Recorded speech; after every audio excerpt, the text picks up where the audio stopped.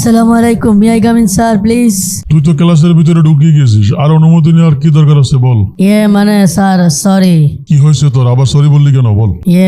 দেরি করে ক্লাসে আসলাম, সেজন্য সরি বললাম স্যার। এই সমস্ত সরি মরি বলে আর কোনো কাম হবে না বাছাধন। তুমি প্রায় সময়ই অনেক লেট করে ক্লাসে আসো। প্রথম ক্লাস, দ্বিতীয় ক্লাস চলে যাওয়ার পরে তুমি ক্লাস এসে ঢুকো। আর হবে না, আজকে তোমাকে বাড়ি পেয়েছি, আজকে তোমাকে পানিশমেন্ট দেবো আমি। তুমি এক পায়ে দাঁড়িয়ে থাকো, দু হাতে দু কান ধরে থাকো, যে পর্যন্ত ক্লাস শেষ না হবে। এটাই তোমার সাজা, এটাই তোমার পানিশমেন্ট। ওকে? স্যার, এতগুলা মানুষের সামনে ক্লাসের মধ্যে কানে ধরে দাঁড়িয়ে থাকবো এক পায়ে? আমি এত বড় হয়েছি, আমার লজ্জা লাগবে না স্যার? স্যার, আমাকে মাফ করে দেওয়া যায় না আজকের মতন? আর কখনোই লেট করে ক্লাসে ঢুকবো না প্লিজ স্যার, আজকের মতন ক্ষমা করুন প্লিজ। তবে তুই এত করে যখন বলছিস, তোর জন্য অপশন বি আছে, আর একটা অপশন আছে, সেটা বলবো? সেই অপশন পুরো করতে পারলেই তোকে ক্ষমা করে দেবো। জি স্যার, তাহলে অপশন বি ওই বলুন। অপশন এ অনেক কঠিন হয়ে যাচ্ছে আমার জন্য। অপশন বি বলুন, আমি অপশন বি এর জন্য প্রস্তুত। বর্তমানে বাংলাদেশের পরিস্থিতি সম্পর্কে বিস্তারিত আলোচনা করতে হবে, পারবি কিনা বল? জি স্যার, অবশ্যই। বর্তমানে বাংলাদেশের পরিস্থিতি সম্পর্কে আমি একটি দুর্দান্ত রচনা তৈরি করতে পারবো ইনশাআল্লাহ। তাহলে আমি শুরু করছি স্যার। বর্তমানে বাংলাদেশের অর্থনৈতিক অবস্থা খুবই বাজে। আয়ের উৎসগুলা একেবারে বন্ধ হয়ে গেছে বললেই চলে। দিনের পর দিন মানুষের ব্যবসা বাণিজ্যের অবস্থা খুবই খারাপ সিচুয়েশনের দিকে চলে যাচ্ছে। দিনের পর দিন মানুষের আয়ের চাইতে ব্যয় বেশি হচ্ছে। বর্তমানে বাংলাদেশের মানুষের আয়ের চাইতে ব্যয় বেশি হচ্ছে। একটা মাথা পিছু শ্রমিক যদি কাজ করে 15 থেকে 20 হাজার টাকা, তার সংসারে খরচ হচ্ছে 25 থেকে 30 হাজার টাকা। তাহলে সে 5 থেকে 10 হাজার টাকা প্রতি মাসে ঋণগ্রস্ত হচ্ছে। বর্তমানে বাংলাদেশের মধ্যে মানুষ আয়ের চাইতে লেনে তাদের বেশি। লেনে তারা গলা অব্দি ডুবে আছে। আমাদের দেশের শিক্ষা প্রতিষ্ঠানগুলো থেকে প্রতি বছর হাজার হাজার ছাত্র সুশিক্ষায় শিক্ষিত হয়ে বাইর হচ্ছে, কিন্তু তারা বেকার ঘুরে বেড়াচ্ছে, কোনো চাকরি পাচ্ছে না। ফলে তারা দেশ ছেড়ে বিদেশমুখী হচ্ছে। প্রতি বছর হাজার হাজার ছাত্র বিদেশ চলে যাচ্ছে। বিদেশে গিয়ে তারা শান্তি সুখের জীবন গড়ার চেষ্টা করছে। যারা ক্ষমতার উচ্চ চেহারে বসে আছে, তারা সাধারণ মানুষের কোনো চিন্তাই করে না, দেশের মানুষের কোনো চিন্তাই করে না। তারা দেশ নিয়ে ভাবে না, তারা শুধু ভাবে নিজেদের পকেট নিয়ে। তারা নিজেদের স্বার্থের জন্য প্রয়োজনে দেশকে বিক্রি করে দিবে অন্যের কাছে। তারা এরকম। যদি তারা চেয়ারে বসে থেকে সাধারণ মানুষের দিকে নজর দিত, দেশের পরিস্থিতির দিকে নিজের পকেট ভারী না করে দেশের উন্নতির দিকে যদি নজর দিত, তাহলে বাংলাদেশ আজকে বাহিরের দেশের মতন উন্নত হয়ে যেত। এখানে দুর্নীতি করে সবাই, যে যখনই ক্ষমতায় আসে তারা সবাই দুর্নীতি করে। ক্ষমতার চেয়ার যেই বসতে পারে সেই দুর্নীতি করে। দুর্নীতির পাহাড় তুলে গেছে বাংলাদেশে। এই দুর্নীতি বন্ধ না করলে বাংলাদেশের মানুষ কখনোই স্বস্তির হবে না। এর দায়িত্ব হলো সরকারের দুর্নীতি মুক্ত করতে হবে। কিন্তু আফসোস, আমরা আজ পর্যন্ত ভালো কোনো সরকারই পেলাম না। নিঃস্বার্থ কোনো মানুষ যদি ক্ষমতার চেয়ারে না বসতে পারে, তাহলে এই দেশ কখনোই উন্নত হবে না। যার পরে যেই যাবে, এই ক্ষমতার চেয়ার পাওয়ার পরে তারা দেশের উন্নতির কথা ভুলে ফেলে, নিজেকে নিয়ে ব্যস্ত থাকে। কোটি কোটি টাকা দেশ থেকে পাচার করে বাহিরে নিজেদের মন গড়ার মতন ভোগবিলাসিকতার জীবন তৈরি করে ফেলে। ফলে বাংলাদেশ থেকে হাজার হাজার কোটি টাকা পাচার হয়ে যাচ্ছে অন্যান্য দেশে। বাংলাদেশের কোনো আয় উন্নতি হচ্ছে না। এই সমস্ত টাকা পয়সা যদি বাহিরে না যেত, বাংলাদেশের ভিতরে কল কারখানা ফ্যাক্টরি বিভিন্ন ধরনের আয়ের উৎস হতো, তাহলে মানুষ কাজ করে খেয়ে পেরে জীবন উন্নতি করতে পারতো। বাইরের দিকে তাকিয়ে থাকতে হতো না, প্রবাসে যেতে হতো না। বাপ মা বোন বান্ধব ছেড়ে, সংসার ফ্যামিলি ছেড়ে মানুষকে প্রবাসে পাড়ি জমাতে হতো না। যদি বাংলাদেশের অবস্থা, অর্থনৈতিক অবস্থা ভালো হতো, তাহলে আমার দেশে আয়ের উৎস ভালো হতো, সবকিছুই ভালো হতো, উন্নত জীবন পেতাম আমরা। কিন্তু আমাদের মানুষগুলা বড় স্বার্থপর। স্যার, 2024 সালের আগে যারা দেশ চালিয়েছে, তারা দেশের অনেক উন্নতি করেছে।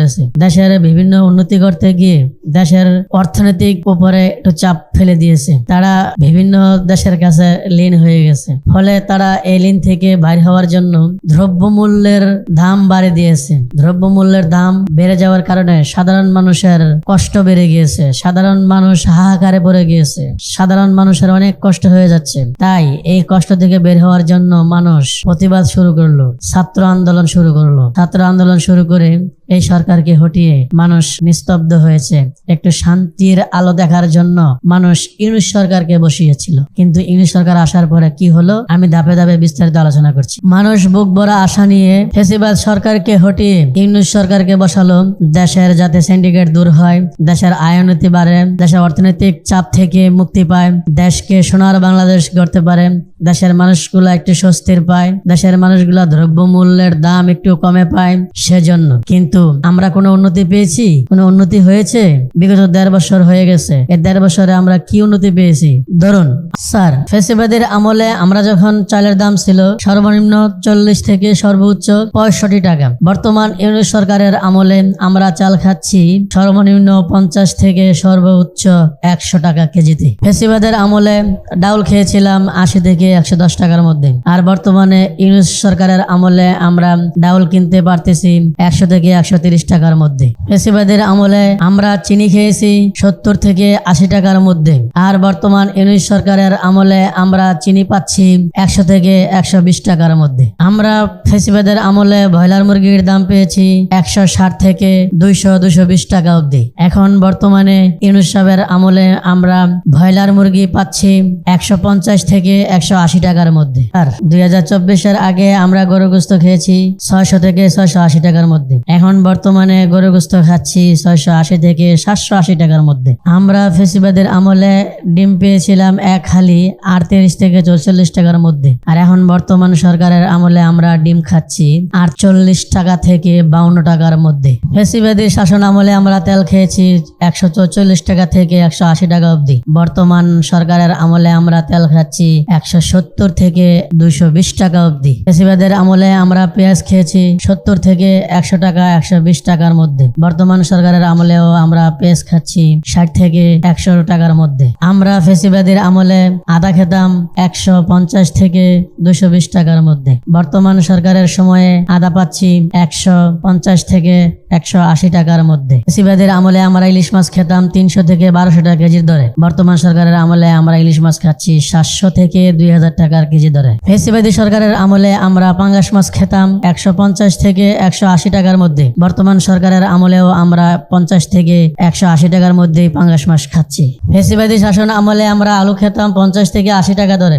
বর্তমান সরকারের সময়ে আমরা আলু পাচ্ছি 20 টাকা থেকে 30 টাকা দরে। ফ্যাসিবাদের আমলে স্বর্ণের দাম ছিল 65,000 থেকে 80,000 টাকার মধ্যে, আর বর্তমান সরকারের আমলে স্বর্ণের দাম হয়ে গেছে প্রায় 2.5 লক্ষ টাকা। এই সরকার পরিবর্তন করার পরে আমরা নামমাত্র কিছু বিষয়ে দ্রব্যমূল্যের নিম্নগতি পেয়েছি, আর বাকি সব ঊর্ধ্বগতি। আমাদের বাংলাদেশের প্রত্যেকটা খাত ক্ষেত্রেই জড়িয়ে আছে দুর্নীতি এবং সিন্ডিকেট। এই দুর্নীতি সিন্ডিকেট মুক্ত করতে হবে, দেশের মধ্যে কর্মসংস্থান বাড়াতে হবে। দেশের যে মানুষগুলা বিদেশ যাচ্ছে, অনেক ইন্টেলিজেন্ট, অনেক বুদ্ধিমতী, অনেক ভালো ভালো মানুষ বিদেশ চলে যাচ্ছে, যারা দেশে কর্মসংস্থান পাচ্ছে না। সরকারের কাছে আকুল মিনতি রইল আমার, দেশের কর্মসংস্থান বাড়াতে হবে, দেশের আয় উন্নতি বাড়াতে হবে, দেশের অর্থনীতি যোগান দিতে হবে, দেশের ভিত্তি দেশের উন্নতি করতে হবে, দেশের মানুষকে নিয়ে সিন্ডিকেট এবং দুর্নীতি চিরমূলে নির্মূল করতে হবে। সরকারের প্রতি আমাদের এই আহ্বান রেখে আজকের অনুষ্ঠান এখানে শেষ করছি। কারো হেয় প্রতিপন্ন করার জন্য ভিডিও বানাইনি, শুধু বিনোদনের জন্য। আমার এই আজকের আলোচনার মধ্যে আমি কোনো মানুষকে হেয় প্রতিপন্ন করার জন্য বা ছোট করার জন্য বলিনি। আমি জাস্ট বর্তমান প্রেক্ষাপটে পরিস্থিতিকে তুলে ধরলাম, বাকিটা বিচার বিশ্লেষণ আপনাদের মধ্যে। জাস্ট শুধু ভিডিওটা বিনোদনের জন্য বানিয়েছি। যদি আমার কথাবার্তার মধ্যে ভুল থাকে তাহলে সবাই ক্ষমার দৃষ্টিতে দেখবেন। আমি কারোর নাম ক্ষুণ্ণ করার জন্য ভিডিও বানাইনি, কোনো সরকারকে হেয় প্রতিপন্ন করার জন্য বানিয়েনি, শুধু খালি উচিত কথাগুলা তুলে ধরলাম। সবার কাছে ক্ষমা প্রার্থী, ভুল ত্রুটি হলে ক্ষমার দৃষ্টিতে দেখবেন। আল্লাহ হাফেজ। বাহ রবিন, বাহ, খুব চমৎকার শুনিয়েছিস। আজকের পরিবেশনটা খুব সুন্দর করে করেছিস। তুই আসলে একটা ব্রিলিয়েন্ট ছাত্র। ঠিক মতো লেখাপড়া করিস, ভবিষ্যতে তোর কাছ থেকে জাতি অনেক কিছু আশা করে। তোর মধ্যেই জাতির ভবিষ্যৎ দেখতে পাচ্ছি। ভালো করে লেখাপড়া করে জাতির একটা কিছু হয়ে যা তুই।